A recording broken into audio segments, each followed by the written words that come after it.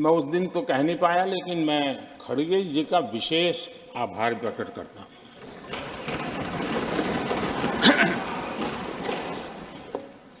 बहुत ध्यान से सुन रहा था खड़गे जी उस दिन में,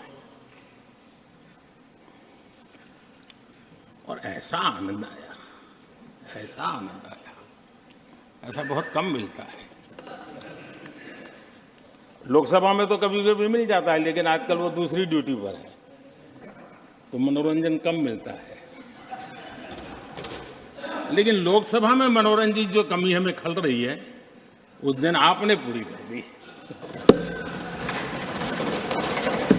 आप न सुनने की तैयारी के साथ आए हैं, लेकिन मेरी आवाज को आप दबा नहीं सकते हैं।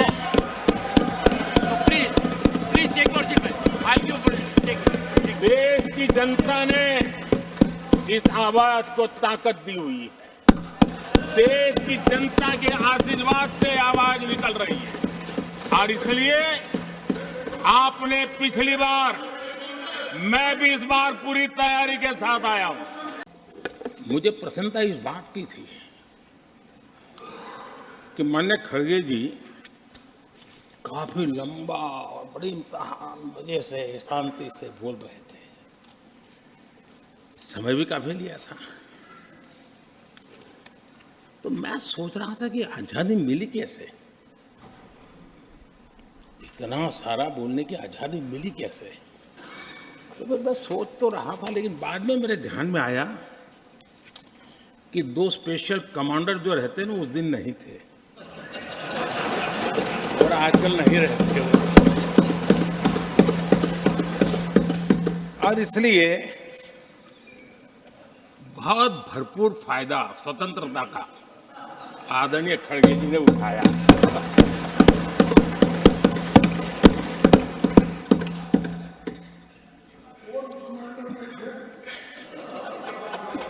और मुझे लगता है कि उस दिन खड़गे जी ने सिनेमा का एक गाना सुना होगा, ऐसा मौका फिर कहां मिलेगा। लेकिन एक बात खुशी की रही, उन्होंने जो 400 सीट एनडीए के लिए आशीर्वाद दिया था,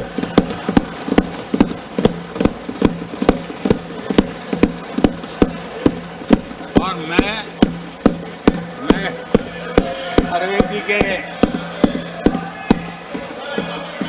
इन आशीर्वाद को, आपके आशीर्वाद मेरे सर आंखों पर, अब आपको आशीर्वाद वापिस लेना तो ले सकते हैं, क्योंकि एक खबर तो आ गए हैं। ये जब सुनता हूं, उधर भी सुना इधर भी सुना, मेरा विश्वास पक्का हो गया है कि ये पार्टी सोच से भी आउटडेटेड हो गई है।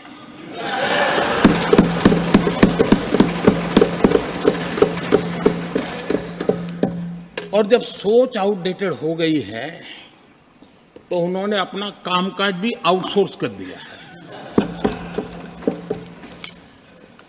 देखते ही देखते इतना बड़ा दल, इतने दशकों पर तक देश पर राज करने वाला दल, ऐसा पतन, ऐसी गिरावट, हमें खुशी नहीं हो रही है। हमारी आपके प्रति संवेदनाएं हैं, लेकिन डॉक्टर क्या करेगा जी, पेशेंट खुद। आगे क्या बोलूं?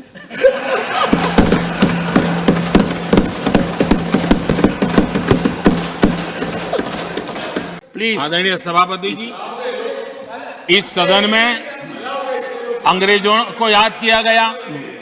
अब राजा महाराजाओं का तो अंग्रेजों के साथ गहरा नाता रहा था उस समय, तो अब मैं जरा पूछना चाहता हूं कि अंग्रेजों से कौन इंस्पायर्ड था।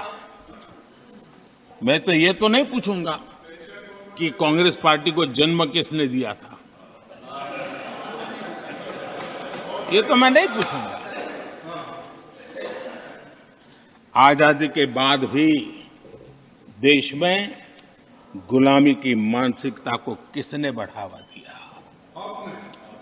अगर आप अंग्रेजों से प्रभावित नहीं थे तो अंग्रेजों की बनाई दंड संहिता, पिनल कोड, आपने क्यों नहीं बदली? आदरणीय सभापति जी, अगर आप अंग्रेजों से प्रभावित नहीं थे तो अंग्रेजों के जमाने के सैकड़ों कानून क्यों चलते रहे? आप अगर अंग्रेजों से प्रभावित नहीं थे तो लाल बत्ती कल्चर, ये लाल बत्ती कल्चर इतने दशकों बाद भी क्यों चलता है? अगर आप अंग्रेजों से प्रभावित नहीं थे तो भारत का बजट शाम को 5 बजे इसलिए आता था क्योंकि ब्रिटिश पार्लियामेंट का सुबह शुरू होने का समय होता था। ये ब्रिटेन की पार्लियामेंट के समय के अनुकूल शाम 5 बजे बजट की परंपरा क्यों चलाए रखी थी आपने?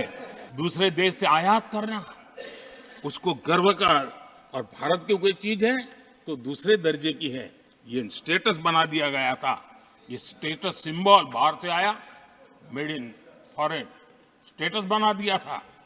ये लोग आज भी वोकल फॉर लोकल बोलने से बच रहे हैं। मेरे देश के गरीबों के कल्याण का काम हो रहा है। आज आत्मनिर्भर भारत की बात उनके मुंह से नहीं निकलती है। आज मेक इन इंडिया कोई बोलता है तो उनके पेट में चूहे दौड़ने लग जाते हैं। आदरणीय सभापति जी, देश ये सब देख चुका है और अब समझ भी चुका है और उसी का परिणाम आप भुगत भी रहे हैं। अब देखिए, एक बार नेहरू जी ने एक चिट्ठी लिखी थी और ये चिट्ठी मुख्यमंत्रियों को लिखी थी। मैं उसका अनुवाद पढ़ रहा हूं। उन्होंने लिखा था, ये देश के प्रधानमंत्री पंडित नेहरू जी द्वारा उस समय के देश के मुख्यमंत्रियों को लिखी गई चिट्ठी है, ऑन रिकॉर्ड है। मैं अनुवाद पढ़ता हूं। मैं किसी भी आरक्षण को पसंद नहीं करता और खासकर नौकरी में आरक्षण तो कतई नहीं। मैं ऐसे किसी भी कदम के खिलाफ हूं जो अकुशलता को बढ़ावा दे, जो दोयम दर्जे की तरफ ले जाए। ये पंडित नेहरू ने मुख्यमंत्रियों को लिखी हुई चिट्ठी है। आदरणीय सभापति जी, इन लोगों की मर्यादा इतनी है, अब इन्होंने अपने युवराज को एक स्टार्टअप बना करके दिया है। अब वो नॉन स्टार्टर है।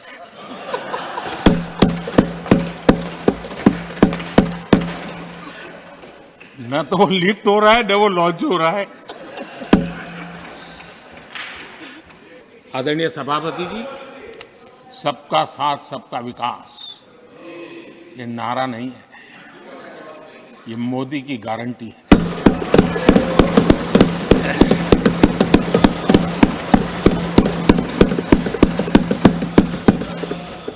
और जब इतने सारे काम करते हैं, मान लीजिए किसी ने एक कविता लिख करके भेजी थी, कविता तो बड़ी लंबी है, तो उसमें एक वाक्य है, मोदी की गारंटी का दौर है।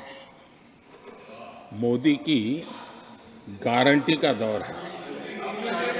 नए भारत की भोर, नए भारत की भोर। आउट ऑफ वारंटी चल रही दुकानें, आउट ऑफ वारंटी चल रही दुकानें, खोजे अपनी ठोर।